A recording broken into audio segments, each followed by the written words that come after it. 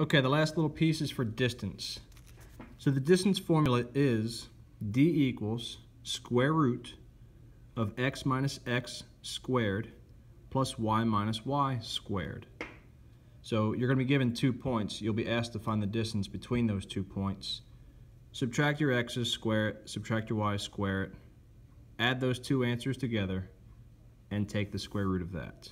Yes, you can type this all into the calculator at one time, if it happens to be a calculator active question. If not, then you need to know how to do it by hand. Distance formula is actually the same thing as solving for side C of the Pythagorean theorem. Most people would know the Pythagorean theorem as a squared plus b squared equals c squared.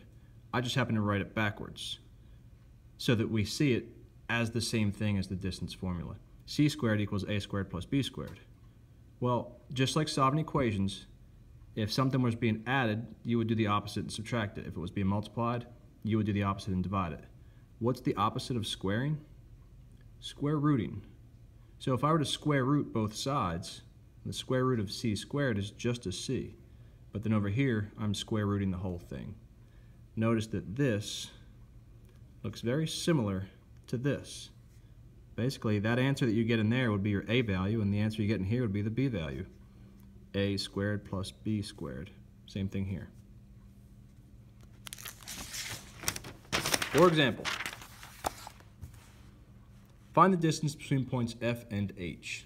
Take your formula, plug in the two x values, -5 and 0, two y values, 1 and 10.